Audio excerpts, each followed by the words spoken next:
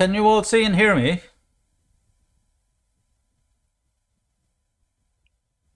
Yeah. And the sound quality good, Yeah. yeah? So just double checking, is the sound quality good? In other words, not spiking or stopping or... Okay, perfect. Right, how many we've got? We've got 33 people. Am I still waiting for some of the law students to be coming in? No, we're all here. Oh, we're here. Very good. Anyway, okay, let's get cracking here. Um, the You all saw the email from and the policy notice from Willie and myself, I assume. Um, Yep. Yeah. okay, and are are you all clear about the content, or with the content, to be more precise? Hmm? Like, as in what to do, is it? Um, well, I believe you you know what to do in the assignments, but in terms of the procedure, in other words, it's as simple as this. Um, we've had experiences before of some students freeloading on other students, and because it's a team effort for over half the marks, they can get carried through. And we've had students come to us as well to say that they felt they were doing all the work and so on and so forth. We don't entertain that. That's why we put you working in groups. It's a very valuable experience. And as groups, you've got to work. It's as simple as that. You have to work. You don't really have any choice in this. You will find it, no matter what company you go into, you're going to be in an organization or in a department and in a team, and you may or may not, hopefully you will, get on with everyone around you. And you will feel, if you're first in, if you're one of the last to come in and join a group and so on, so you will feel certain levels of intimidation and awe and so on, until you find your feet and so on and so on.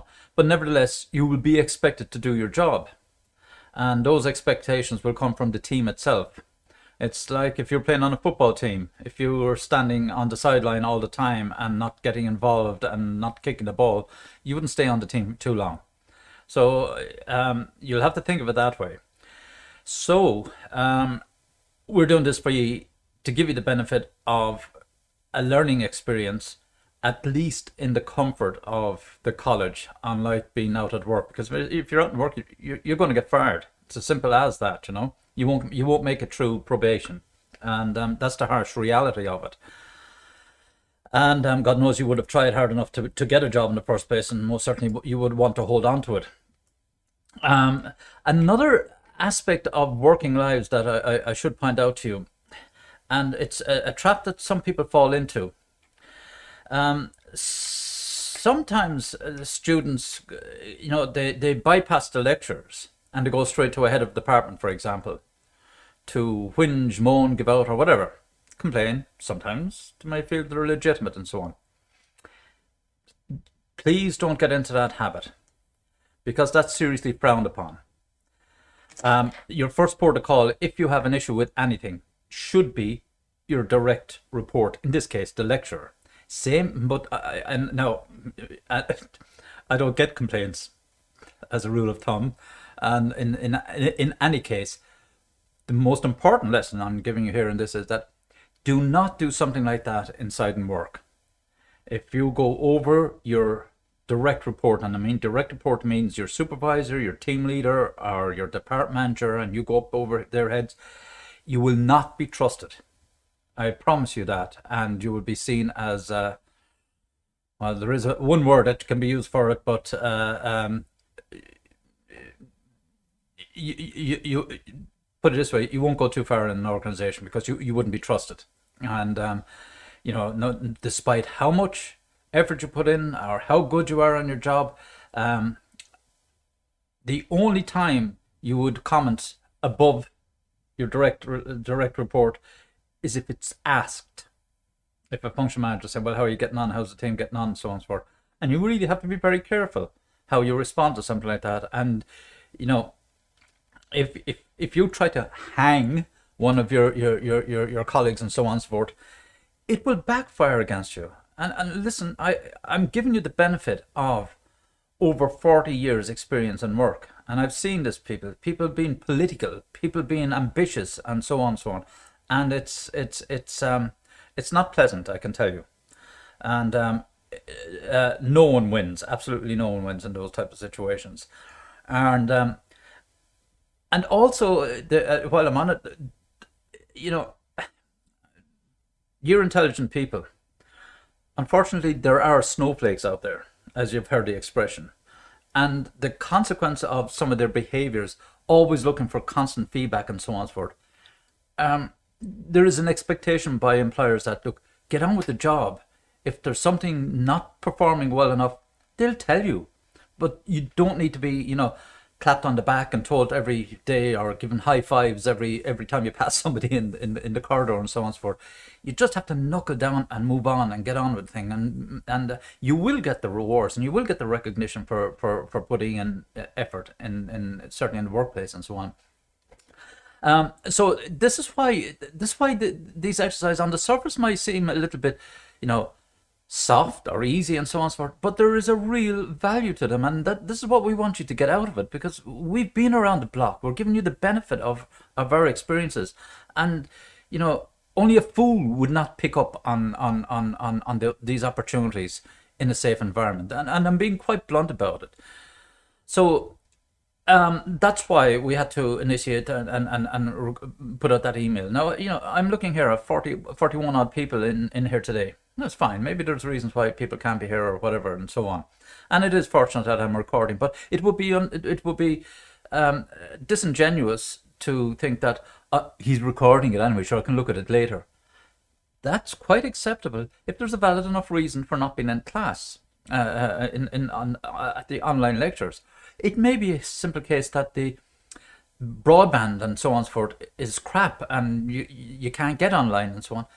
All very valid reasons, but at least let us know if that is an issue, because that's the only way. Without that kind of feedback, we can't improve. We can't, you know, look at alternative ways and see can we tweak this and tweak that, so that and I know that there are issues around quality of service across the whole country. I mean, the systems have been degrading since all of these lockdowns and so on and so forth. But anyway, too much of the speech. So what you have the clear policy.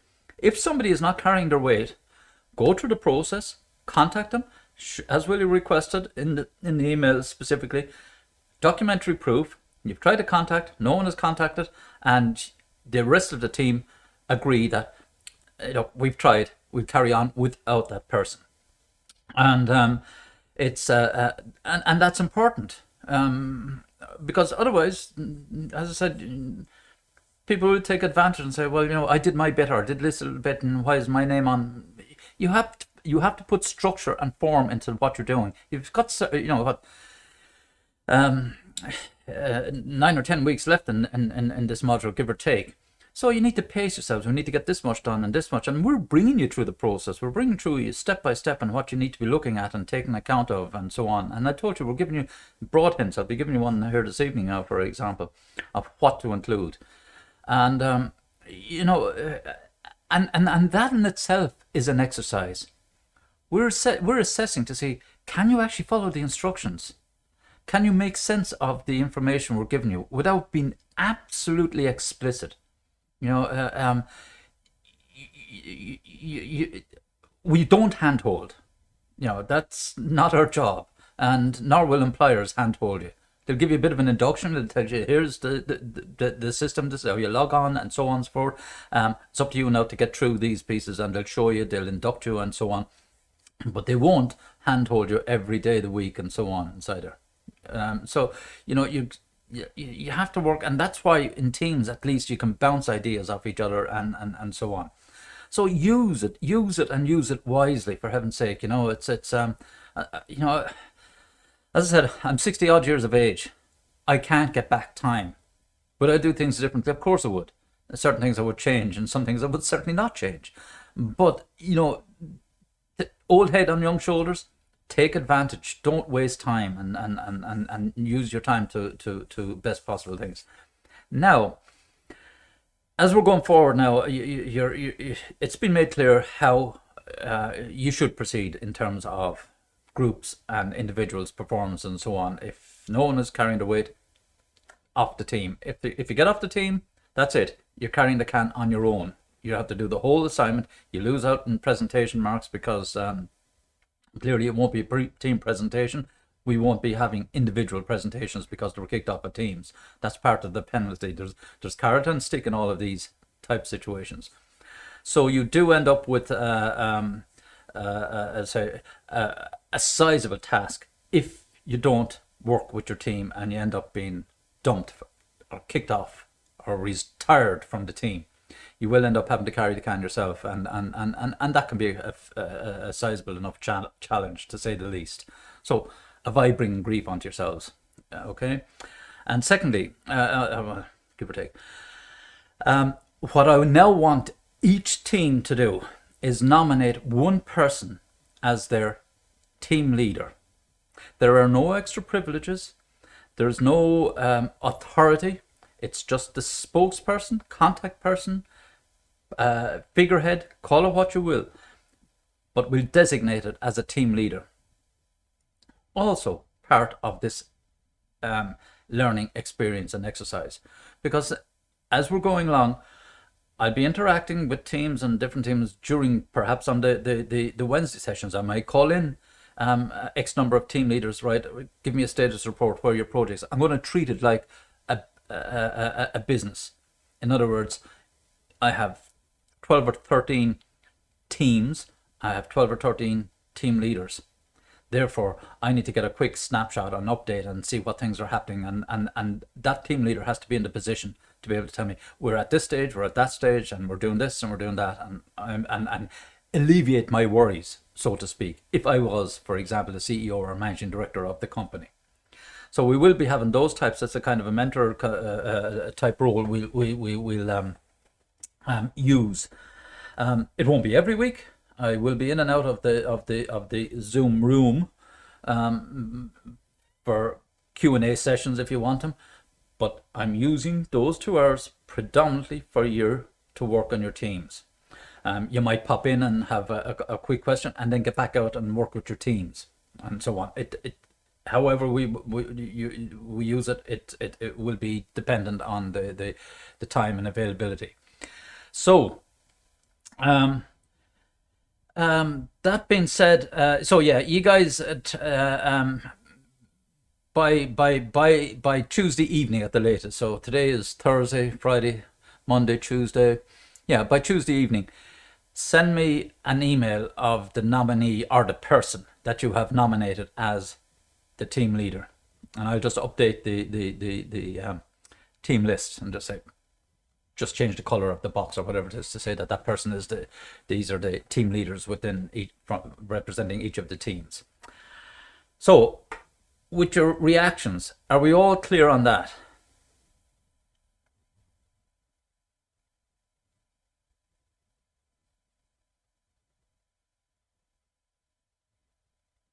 Yep. Yeah. I'm just waiting to see. I'm getting a few vocals and I'm getting a lot. Okay, I'm getting screen full of thumbs up, so that's good. That's good. It's we're as the man said, we're on the same page. So now, right. Mark, what's your email address again? mcashin@ait.ie. Okay. Right. Mark, would you mind yes. just going over the Wednesday class? Like, do we have to log into your Zoom? Not necessarily. No. Only you could. The first priority is that you work with your teams during those 2 hours. That's the first thing.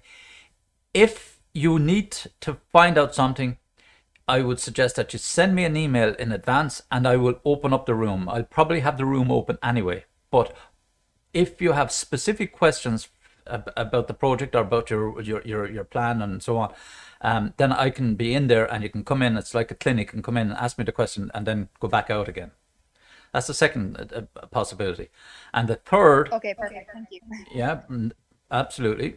And the third then will be if occasionally I or Willie and I may want to talk to, we'll randomly select team leaders and say, right, well, team number 4, 3, 5, and 9, can you come to the meeting on Wednesday morning at 11 o'clock, whatever time is, for a progress status check kind of thing. Now, you may have stuff done, you may not. It's not, there are no marks for this. There are no penalties for this. It's just to see that you're doing stuff and you're getting on with it, because and I'm quite sure Willie said the same thing to you.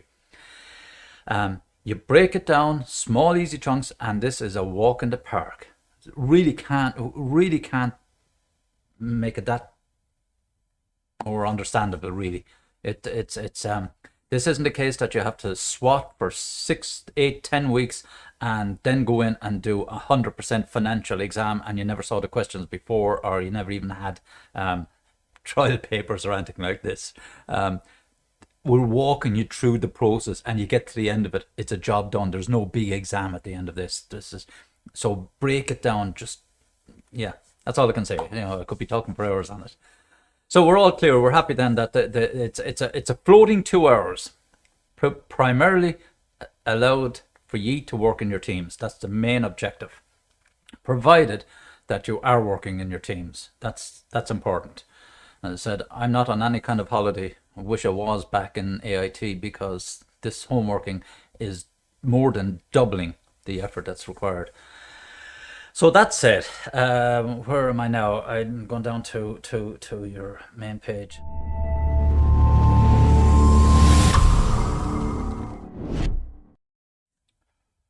Right. Quality of sound still okay, yeah? Yeah. Perfect. Happy days, lads, guys, ladies. Yeah. Okay, I just put out this projector and get the PowerPoints up here, and the PowerPoints are coming up. I'm going down to the corner, bottom left corner, get down there, hide out of the way. And now, don't worry about this.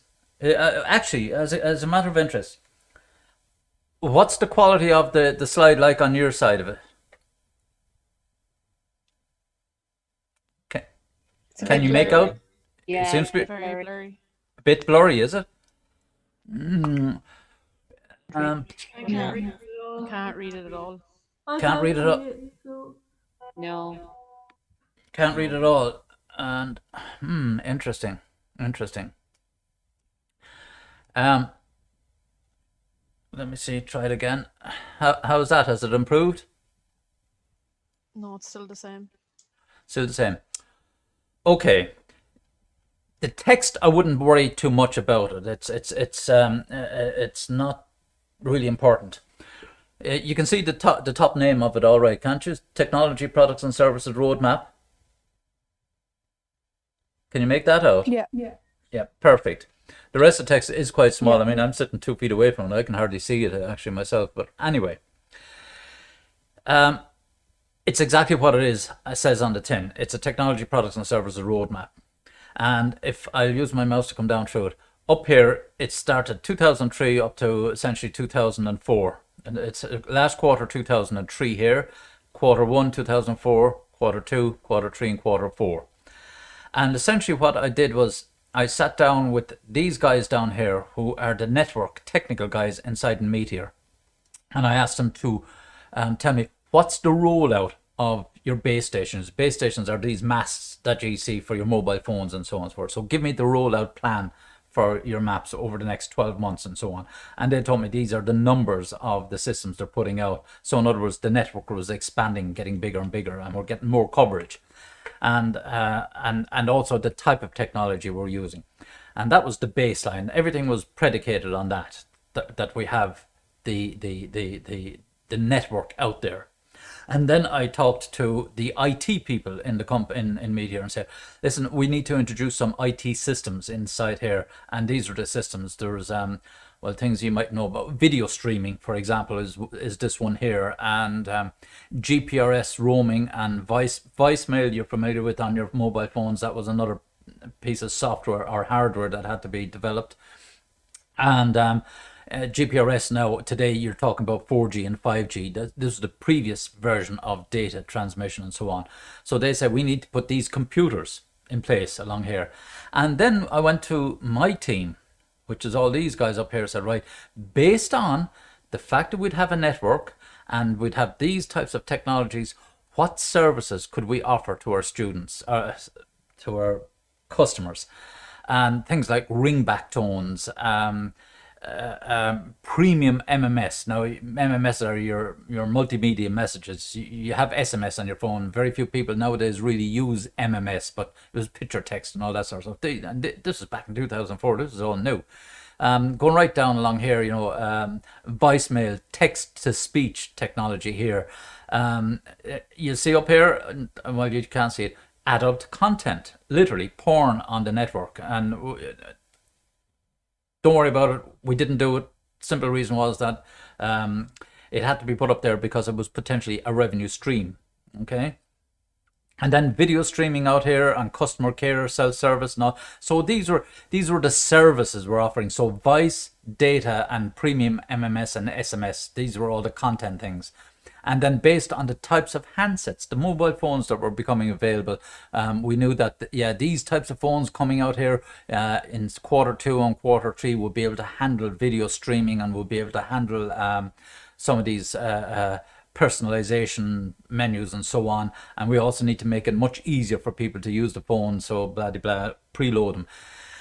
So the point about all of this was one document, 4 quarters in this case, laid the map of what we were going to do. So we had a very basic network back here, and we had basic enough technology.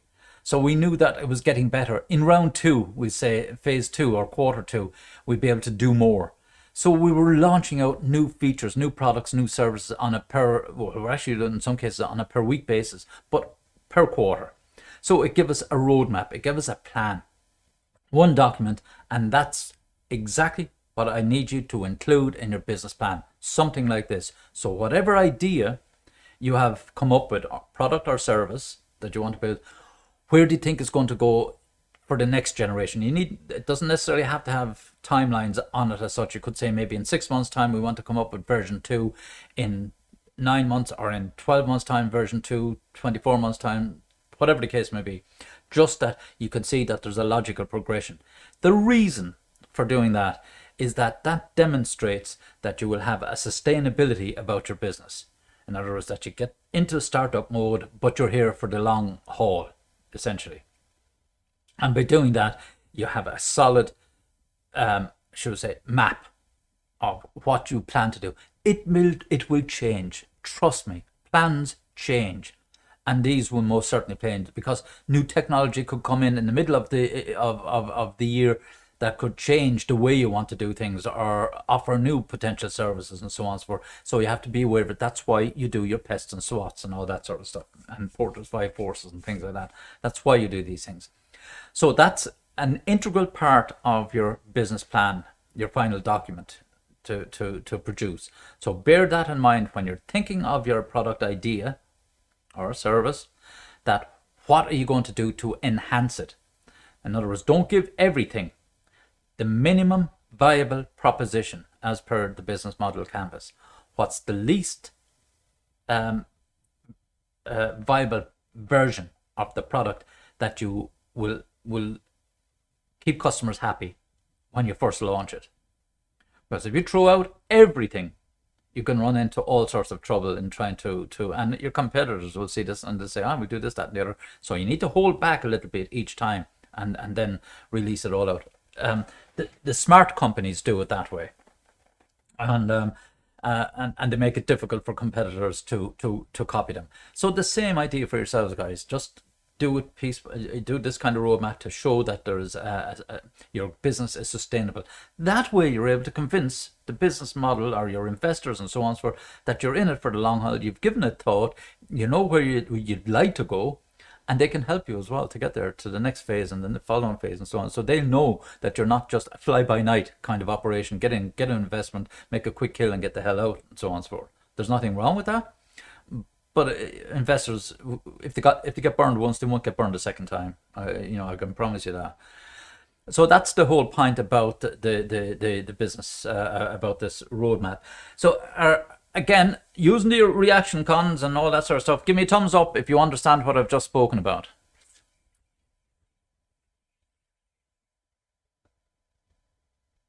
Okay.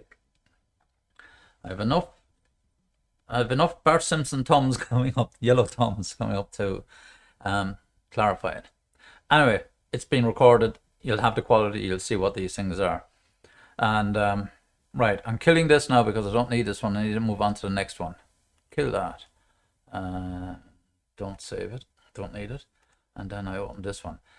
Now, slideshow. Start from beginning. Sorry. I need to get it to the right size. Begging your pardons. And browse by individual, manually step forward and that, and then slideshow from beginning. Matty Hayes, happy days. Now, I'm going to quickly fly through this. I will appendix what I've already spoken about, plus this, put them all together into one video along with the entrepreneurial mindset and some other stuff that I have there for you to save you a bit of time. And I'll timestamp it before it goes up to YouTube. Right, feasibility analysis.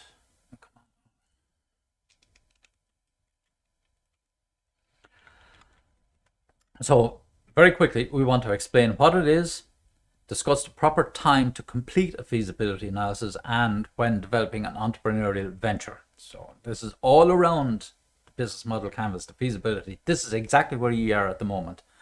Describe the purpose and product service feasibility analysis, and then explain a concept statement and its components. Now, Willie would probably already have spoken to you about that. What's your idea? You might have already presented something to Willie, and he said, no, forget about that. That already exists, and so on.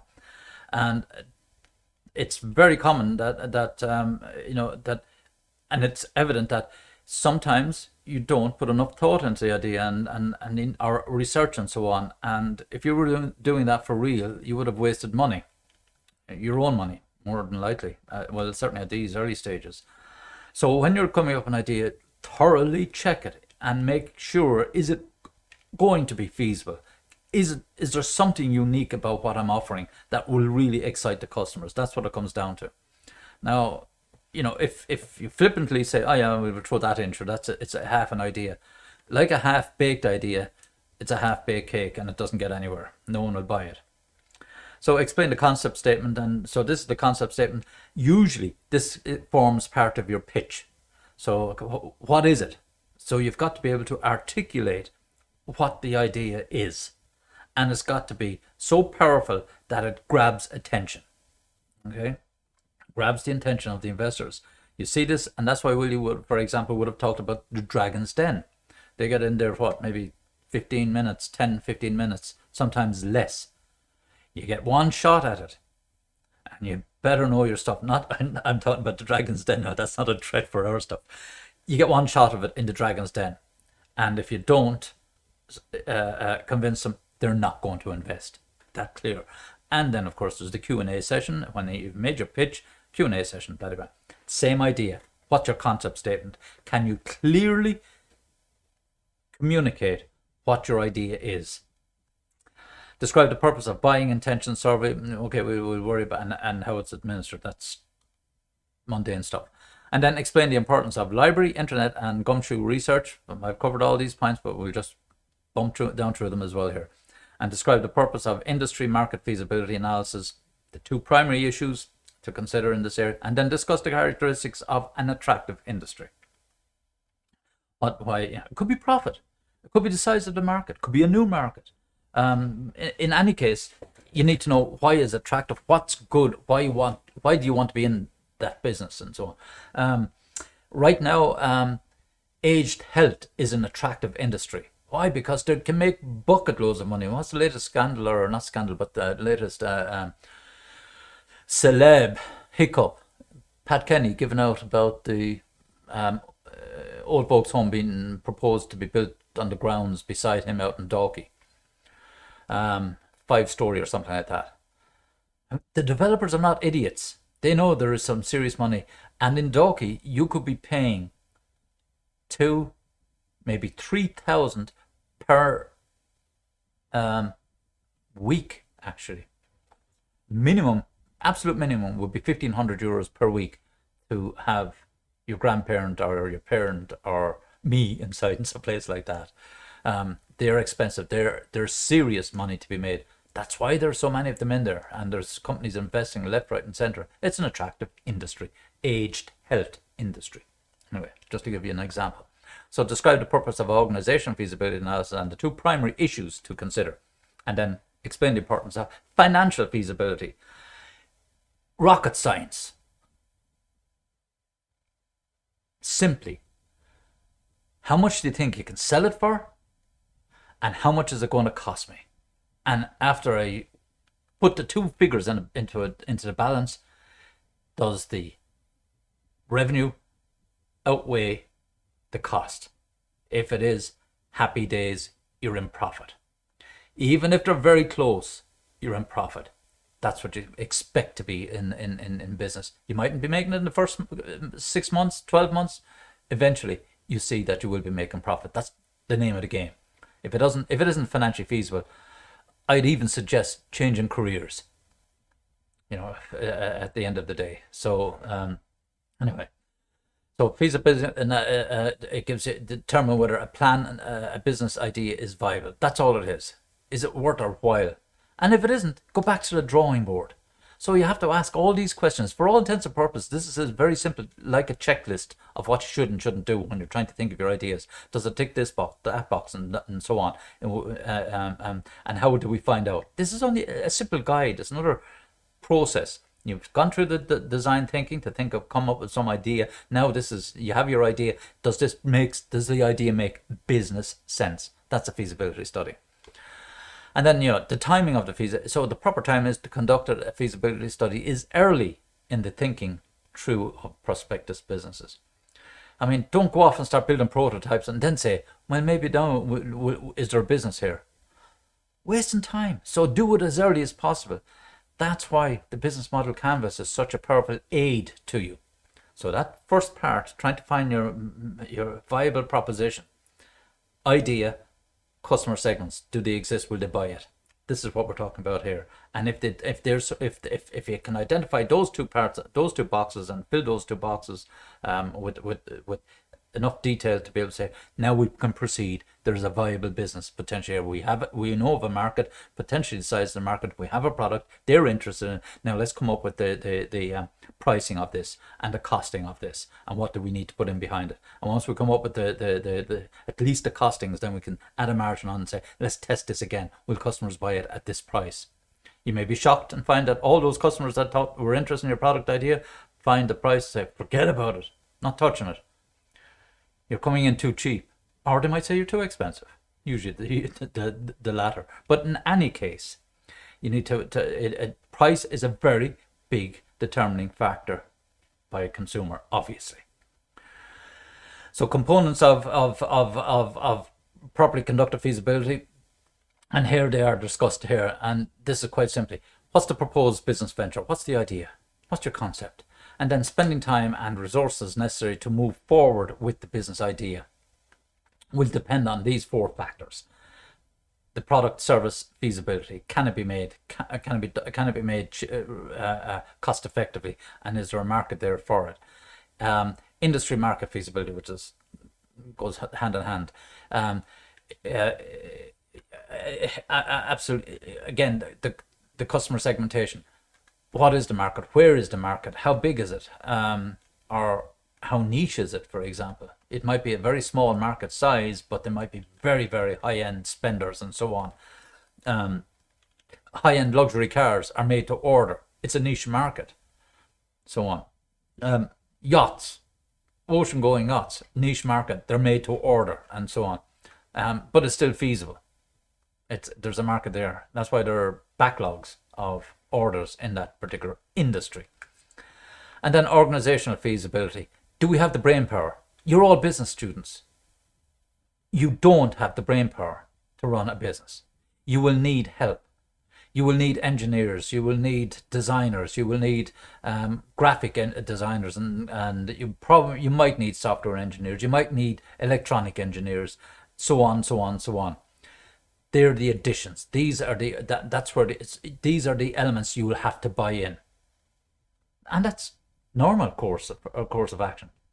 So, organizational feasibility. What are our skills? What don't we know that we need to bring in? And then finally, financial feasibility. Is it worthwhile making this? Are we going to make money out of it or not? And he said, if yes to all 4 areas, proceed to the business plan. If no, drop or rethink, or in the business model vernacular, pivot. And you're hearing that even in the news. We pivot this and we pivot that and we pivoted on this and thing. They're all taking it from they've all adapted the language into normal day speak, and politicians and God knows what else you have. We pivoted on this anyway. But that's the whole point about it.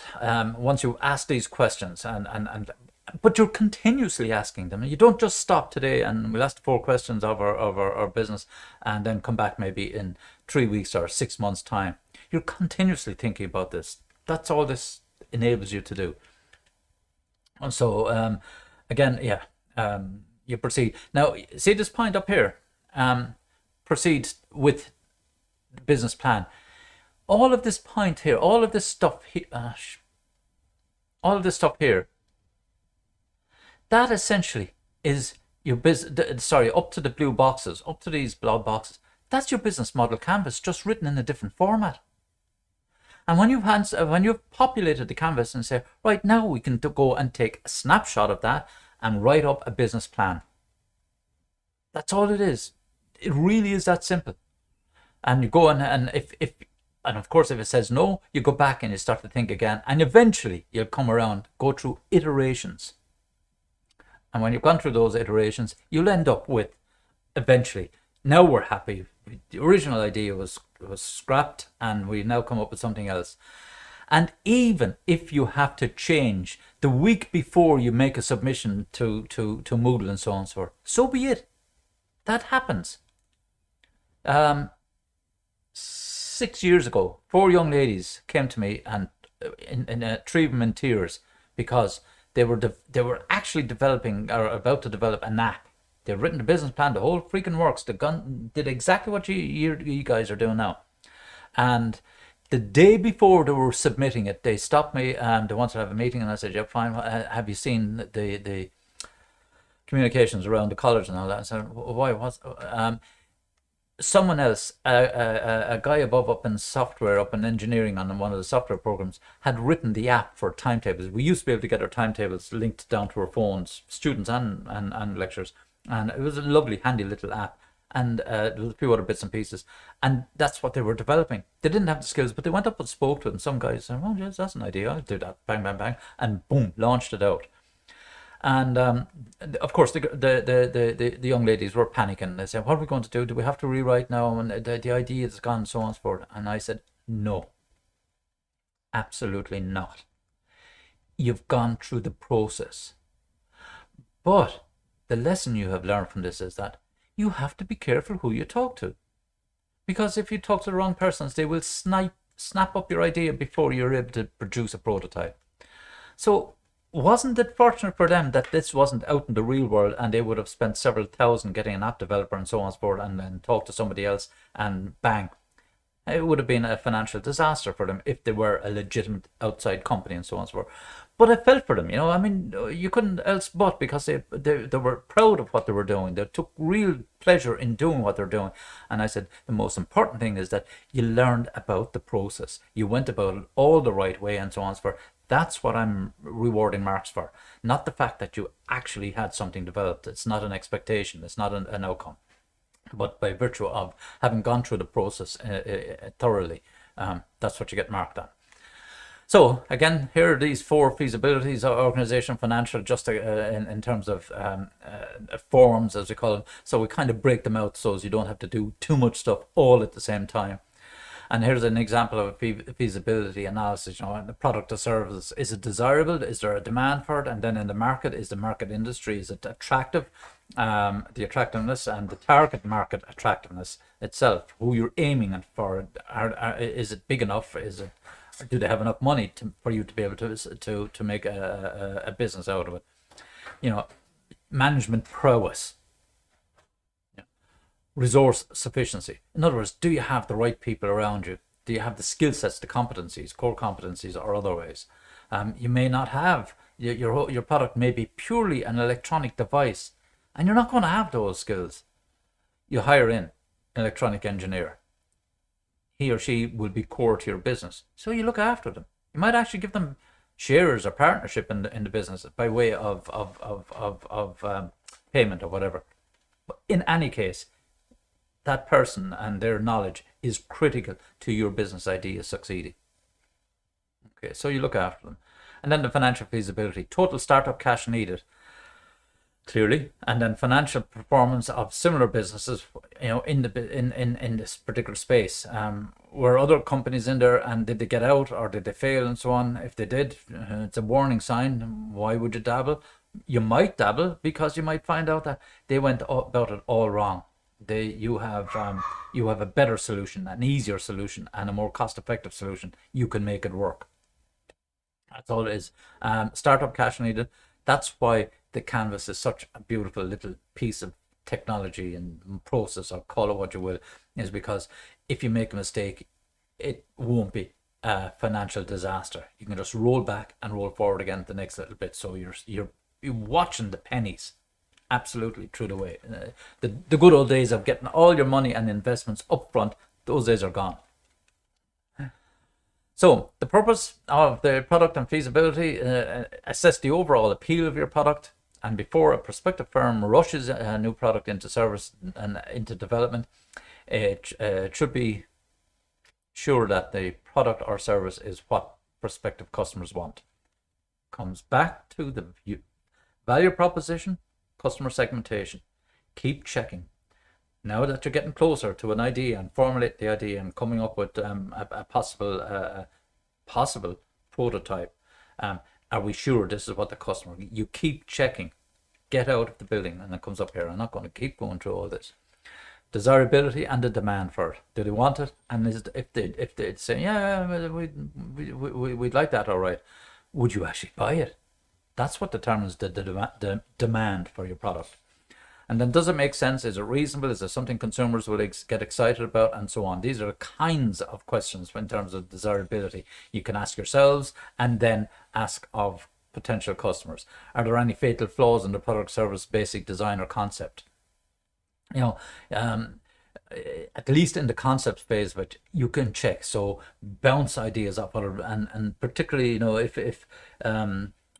if you're dealing with any kind of electronics or engineering stuff or services or something, get someone to asset check it. In other words, that you've overlooked this. You should have put another switch on there, or you forgot to do a particular step in that service, and that's critical, and so on and so on. So you bounce off people. Don't go blindly in. Keep asking for advice and input. So administer the concept. So a concept statement. So a concept statement is a one-page description of a business that is distributed to people who are asked to provide feedback. That's all it is. Maximum 1 page. In your actual business plan, I say the same thing.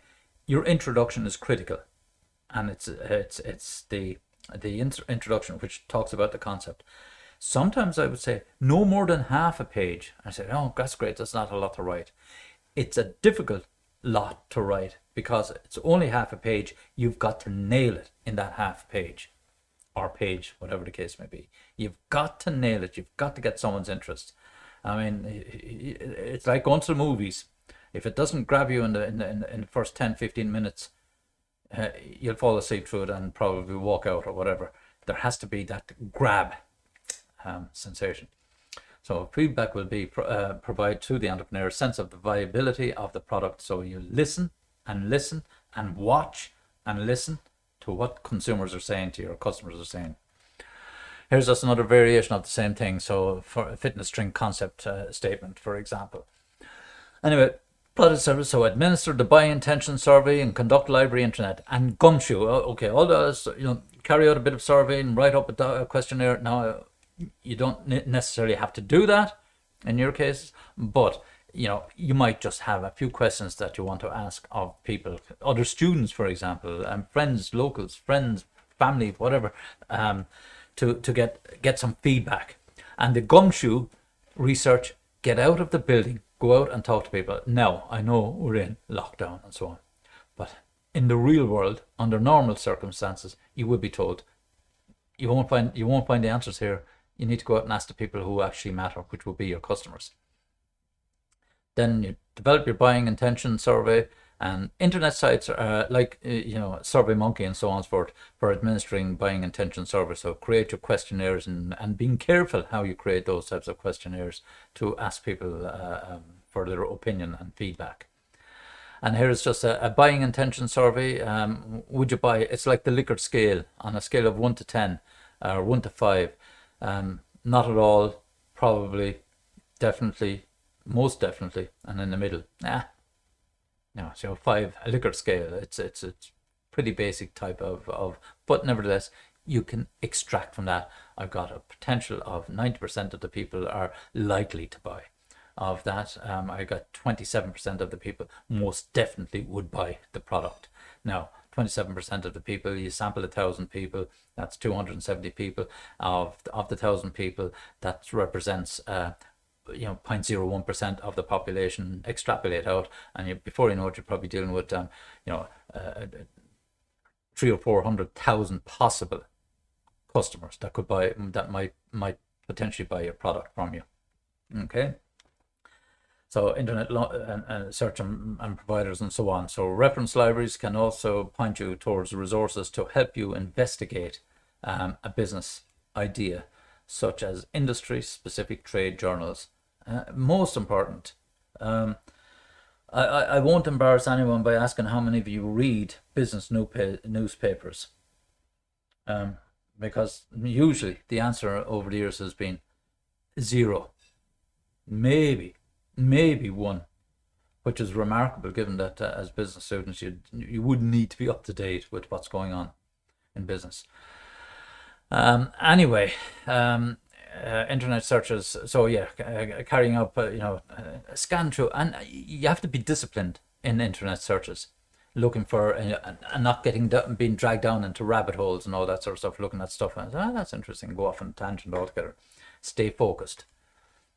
So Gumshoe, I've already explained. Get out of the building, ask people, get their opinion, and you can see their physical reaction when you ask a question. They might be shaking their head, no, I wouldn't buy that one, but you might already have seen in their eyes, geez, that's a great idea. No, I wouldn't buy that. So one of the most effective things an entrepreneur can do to conduct a thorough product service feasibility analysis is to hit the streets, talk to potential customers. Get out and that's why 80% plus communications, non-verbal communications. Watch the body language. So again, then the next one is just industry feasibility analysis. An industry group is a group of firms and so on. But down here you see a firm's target market is the limited portion of the industry it plans to go after. So you have the car industry, you have the pharmaceutical industry, you have the food industry. They're huge industries. You're after one particular part of it. You want to sell a new type of yogurt, energy, fitness, yogurt type thing. You're still in the food industry, so you've all the compliance and so on and so forth. So you need to find out how much of the industry does that represent, and of that part of the industry, what are the projected or known annual revenues in that sector, and therefore you want to get a slice of that. If it was 1.2 billion euros for yogurt and health drinks of all shapes and forms, therefore that looks like an attractive part of the industry, and that's what I'm targeting. And if I can get 0.1% of that, I mean I'm already in the money, and with a view to getting maybe 5% of it. You set your limits that are reasonably achievable. So industry attractiveness and market target and so on, I just covered those points essentially. So particularly important, the degree to which environmental and business trends are moving in favor rather than against the industry. So again, this is why you use your Porter's five forces, why you use your PESTELs in particular, to analyze what's happening out there. What legislation do you think is coming down the road? Would you invest in bike helmets today? Some would say, no, why would you? Bad move. It's possible that they could legalize the wearing of bike helmets, which means the whole market opens up. One of my colleagues years ago, working with, they were called EI, Electronics Ireland, down in Shannon, he got into the French market selling smoke alarms. And I said, "Jeez, are you serious?" And it was very simply, he got heads up that they were going to make it legal, a legal requirement to have smoke detector alarms in every house, an apartment, and so on. And he got a deal with Carrefour, French supermarket crowd, to supply them from Ireland. Mega deal, absolutely mega deal. Apart from the fact that he was fluent in French, helped. So a simple change of a regulation from something that might be required to mandatory can change the whole landscape very, very, very quickly, and that's what you want to watch out for. And if you're in the food industry, certain components, ingredients may be declassified, therefore you can't use them anymore for finding alternatives and so on. So the characteristics of attractive industries are the younger or older industry, for example, early rather than late in the life cycle. So you have to go after the young trendsetters, or are you going after the old fogies like me? I don't know, it's up to yourselves. Fragmented rather than concentrated. So are they scattered to the four corners of the planet, or the four corners of the country or the town, or are they all in one location? The super gyms in Dublin, for example, they're fairly concentrated. But if you're looking at gyms in general, they're fragmented all over the country, in every town, village, and shebeen in the country. Are they growing rather than shrinking? Obviously, under current circumstances, my examples wouldn't hold water. But generally speaking, interestingly, you might find that they will start growing because people are becoming used to working at home. The legislation is changing in September. I think it is definitely changing. In any case, it will be people will be legally entitled to ask for home working time and so on. So whether they get it or not is another issue, and the employer will have to come up with a really powerful, strong reason as to why they don't want you working at home. So if people find a ways and means that they can work at home and want to work at home, put in the request, maybe there's opportunities in to grow gyms, or to an industry in a business renting out gym stuff and so on. What's that? Oh, geez, the guys in Dublin here, two guys, they're renting out bikes, training bikes for inside your house at 3 months for €310 to buy. And why 3 months? Okay, here some people have decided that they all understand it, and they've decided to leave. But I'm giving away 10% right now. Can you hear me? Everyone give me thumbs up if you can hear me clearly.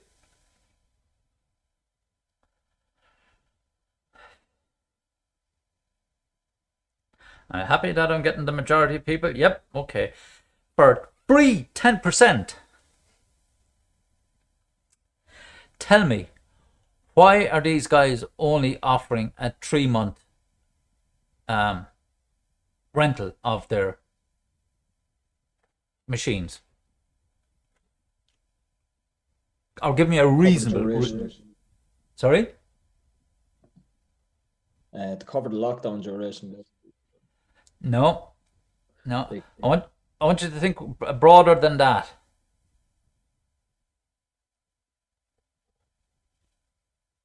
Why now, and why 3 months? Why?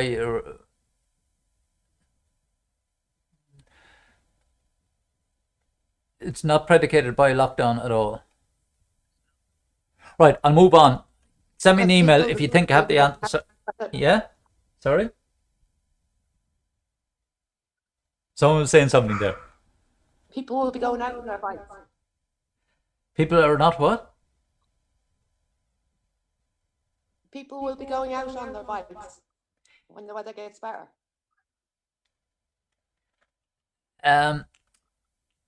Yes, that's what I was looking for. Time of year. You're absolutely spot on. Who was that? Fiona. Fiona. Okay. Yes. Have you there? Thanks, Fiona. But that's it. That's why they're offering 3 months, because give or take in the next 3 to 4 months, people won't want to be exercising in their houses. Oh, by the way, Fiona probably already knows, and maybe some other people, that I do have these crazy moments where I do offer marks like that. Okay, so you never know when you pick up a handy couple of marks here and there. Just take a note. Anyway, I'll take a note. I'll remember. But that's the reason. That's why 3 months and why now, because that market will dry up during. It's a seasonal thing.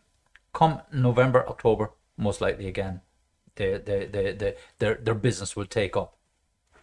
But that's the whole point about it. There are new opportunities, and working from home, gym industry, gym equipment, all that sort of stuff could now have more value. Even if you were to come up with a bartering site where you have all this old gym equipment, now can I sell it to private individuals? Gyms closing down, getting rid of all their equipment, and so on. That happened last year. These exercise bikes, several places had a couple of hundred of these for sale. You pick them up for a song. Now, if you had them, you could just pick them up, refurbish them, and rent them. A business, for heaven's sake, Bit of work, but there you have it. So higher or rather operating margins, and then are not highly dependent on historically on low price and so on. So your target market attractiveness, I'm just picking key points on this. Assessing the attractiveness of the target market is tougher than the entire industry. So who really are you trying to aim at? Is it the home working people for exercise bikes in their 20s, or are they in their 40s and 50s? Or are they retired? You have to decide which of these elements are attractive or not. It may be that it's the 30 to 42-year-old age bracket. You have to assess it. You have to find out, figure out which is most likely to use this type of offering. So often considerable ingenuity must be employed to find information to assess the attractiveness of a target market. You might be asking about something totally different and not spin bikes. You might be asking about, do you cycle? How often? I'd like to get out doing this, or I don't want to do that, and blah, blah, blah. Or I haven't been up on a bike in years. Or you might be saying, have you seen the latest articles on using exercise bike? They're a great way for cardiovascular, blah, blah, blah. Get around conversations. Don't, if I had a bike, would you hire it from me? You're giving away your idea. So that's what I'm talking about, ingenuity. Nounce, cop on, call it what you will, in terms of trying to find out the information. And what says organization, focus on the non-financial resources. Do you have the people, the resources, the equipment, and so on? Management prowess, not going through this, spoke about it already. Key people, resource sufficiency, do you have the right people, enough of them, and so on. Management prowess, do you have leadership skills? Do you have the wherewithal to pull a business together in the first instance and keep people motivated? We will be talking about leadership and all that. That's why you've done the leadership test and the followership test and so on. This is the whole point about it. Have you got that skill itself? And it is one of the skills of effective leadership. So a proposed business should candidly evaluate the prowess or ability of its management team to satisfy itself that the management has the requisite passion and expertise to launch the venture. In other words, they have the wherewithal to keep it all together, essentially. And then resource efficiency. To test resource efficiency, a firm should list 6 to 12 most critical non-financial resources that will be needed to move the business idea forward. That's an arbitrary number, 6 to 12. It might only be 2. It might be 5. But what are the key resources you need? Business model canvas. Key resources, key partnerships. And affordable office space. So examples of non-financial. Can you rent someplace? Do you work from your garage? Works. Key management employees now and in the future. Who may you need in the future? You may need a HR person. You may need some CTO, a chief technical officer, a chief operating officer. People are already in the industry that you might be able to attract because they can bring knowledge, network, and so on to you. The ability to obtain intellectual property protection, is it patentable, for example, and form favorable business partnerships. If you can work with other companies on maybe working with a distribution company. Here's all these bikes, you have them and all, you have a business. How am I going to get them to the customers? Deliveroo. Yeah. But you see what I mean? Is there a network? Is there some way you can get these to customers and get them back again? Or do you have to rent a van, lease a van, and throw them in there and pop them out? How many can you deliver a day, a week, and so on, so to make it viable, the business as such? So is the final component of this is the financial. Spoken about this so many times. Does it make sense? Can you make money out of it? So what's your startup cash needed? The financial performance of similar businesses and the overall financial attractiveness of the proposed business venture. Are you going to make bucket loads of money? Or are you just going to make enough to get you off the ground and hope to grow the business over time by getting more and more customers and that critical mass? In other words, your cash flow. Okay, and you've done your finances. You know what that means in terms of break-even analysis, net present values, internal rates of return, to be able to calculate these things out. Not asking you for that now, but this is what you would have to do. So when you are doing your finances in Excel first on the business model canvas, you'll back up your document with a separate Excel sheet, which explains, does all the calculations for you. Okay? And I know you've been exposed to Excel on the in other modules and all that sort of stuff. Yeah, we're nearly there. So total startup cash needed, how much can you scrape together between you and your partners and so on that's needed? Borrow, beg, steal, whatever. Well, shouldn't be saying steal, but you know what I mean. It's an expression. How much money do you need to get the business off the ground, or to get the first pieces of your guesswork done? In other words, pay for, and people don't take salaries. They don't start paying themselves. They live on the breadline, cover the basic bills and basic necessities just to keep themselves alive while they're passionate about getting the business, because the rewards will come. So you need to generate the first dollar in revenue, as I say. Anticipating what do you need to spend to get off the ground. And then the financial performance of similar business, look at what they're doing. First, there are many reports available. Some of them free. You can go onto the internet, you can go on to other company search, you can go onto the CRO, you can in the registry office, you can see those published accounts of companies in the same area and so on, and figure out what's happening. Have there been many entrants and many exits in this area? Are there a few stable companies? Are they large? Are they small? And so on. What does it take for me to go into something like that? You just look at Elon Musk, for example, and right, new technology, electric cars and so on and so forth. It's costing him billions to build production plants. It doesn't cost BMW because they've already got them. Mercedes, Volkswagen, Skoda, Citroen, they've all got massive production plants. So it's a huge, huge capital investment to start making cars at that level for the mass market. But you can have your small little shed down the arse end of Selbridge here making a little car, like the guys down in Wexford, TM Costin, making the small two-seater sports car, which is something similar to the Morgan sports car, made from, and these would have been originally horse carriage manufacturers or builders, more precisely. So that's what you have to look at and so on in the business. And then the overall financial attractiveness of the proposed investment. So a number of financial factors are associated with this, with promising the business startup. The feasibility analysis stage, and then as I said, the table on the next slide, a list of factors to pertain to the overall attractiveness and financial feasibility, and that's all the table is. Financial factors: steady and rapid growth in sales for the first 5 to 7 years. We normally say about 3 to 7 years anyway, certainly getting over the first 3 years. Once you get over that, that's like the 7-year itch in marriage, as they say. Won't even go there. But anyway, it's once you get to at least the first 3 years, then you're in happy days. So a high percentage of recurring revenue, meaning that once the firm wins a client, the client will provide recurring sources. Told you this before.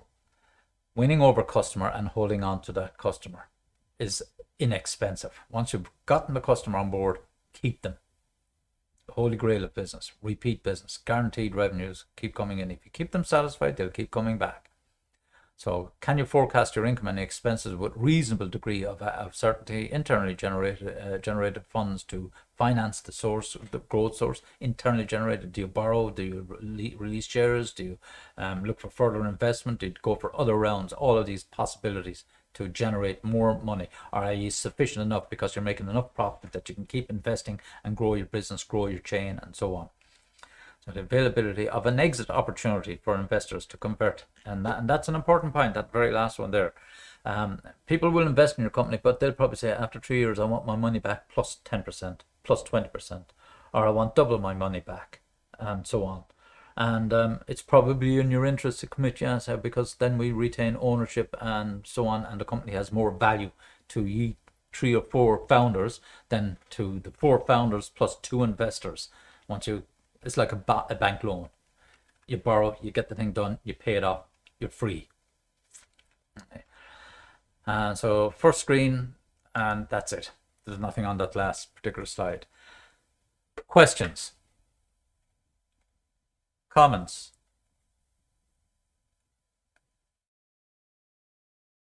Project that's due for Monday. Yeah. So basically, we have to do the tests, personality test, or leadership and followership tests as well. Now, are we to do like kind of a detailed write up of this as well? Not detailed. No, don't. I don't want you doing too much.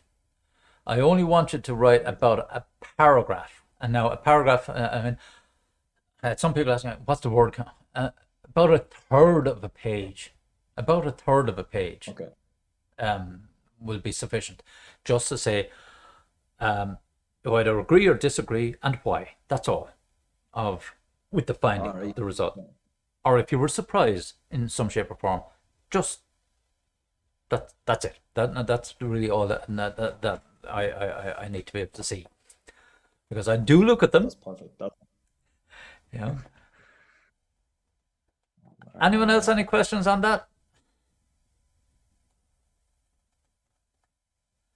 You know, and look at these videos. They're up there to help you. If you have any issues, I'll go back over and say, did he cover this point? What's that point? And so on. I'll try and there's not much. On this one, I will timestamp it. So when you go onto YouTube and you click expand it down, you'll see the 2 main lectures, the key points, the introduction, and the 2 main lectures. So I've listened to him this afternoon. I don't need to listen to that part again. I'll jump or I'll go straight to the other part, or I'll only watch the other part, and so on. So I'll timestamp it. The things I do for my students. Excuse me, Mark, I have Yes? a question here. Yeah. Oh yeah, so do we need to write a little introduction and then do the results, or just write the result directly? Oh, write the results. Just clearly numbered. You know, test Myers-Briggs test number 1. Take them in the order that they appear on the brief document. Take them in that order. Number 1, Myers-Briggs test from memory. The results and a synopsis of those results, and then your third of a page commentary about the results, whether you agree or disagree. Is that okay? All right, Mark. All right, thanks, Mark. You're welcome. You're welcome. Anyone else? Any commentaries? Questions? Yeah, sorry. Do you want us to include like a screen cap of the results? Yeah. That'll work perfectly. Absolutely, yeah. Rather than trying to design up and so on and so forth. If you can do a screen grab, a screen capture, a snip tool, or whatever it is they have here, I use it all the time actually. Use that to just capture that piece of the web page and paste that into your document, into your Word document. Right, Yeah, I sure. assume you all know how to do that sort of stuff. Yeah? You figure it out, I'm sure. We get by. Yeah, excellent. No, yeah, it's and literally, I'm deadly serious. If you're in doubt about any of those things, go on to YouTube. How do I cut and paste into Word? And so it's all there. You'll find the videos are short. They're not like our lecture videos. They're short, quick, snappy. Here's how it's done. And you'll find dozens of examples of them, and it'll walk you through it. And probably even have it. Well, I have an iPhone 6. How do I do it with that? It'll show you. It'll show you how to do all these. So oftentimes, on the Samsung, I'm looking at stuff and say, oh, that's interesting. And I swipe. The way you can swipe and it'll screen grab everything. That's one way of doing it anyway. Because I do a lot of my work on the phone as well as it happens, So stuff that I'm interested in. Anything else, folks? Any other questions? Are you all happy enough?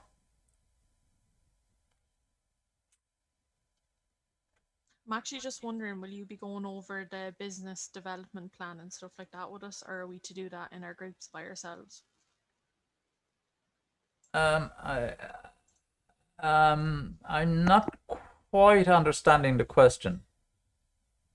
You're going through the business model canvas process, and eventually you'll end up with a business plan document. So yeah, we'll be coaching you, we'll be talking about what's needed, and every so often I'll say, you need to include this, you need to include that. But this has to be backed up by your business model canvas. It's a bit early for me to be doing it now, but for example, in your business document submission to Moodle, turn it in, whatever. You'll have a Word document, and in that Word document you will have some of your spreadsheet information, screenshot or copy pasted in there, and you will also have screenshot or captured at least 3 iterations of your business model canvas. I think I was saying that at the start. So you'll be building this up over time. So the logical place is that in terms of your document, you'll be starting to populate out the marketing kind of information. Depends on how you split it up amongst the team. One person might look at marketing, next finance, the next other person operations, and 2 maybe on marketing, and so on and so on. It's how you decide to split up the work amongst you. Use the skills in the team. You won't all be perfectly equal in all areas of business, some more so than others in different areas. So let that person, if someone's good at finance and they're happy enough to do it, let them take the finance, and someone else. So use the mix within the team. That's important. So, any more questions, or are you happy enough with that, folks?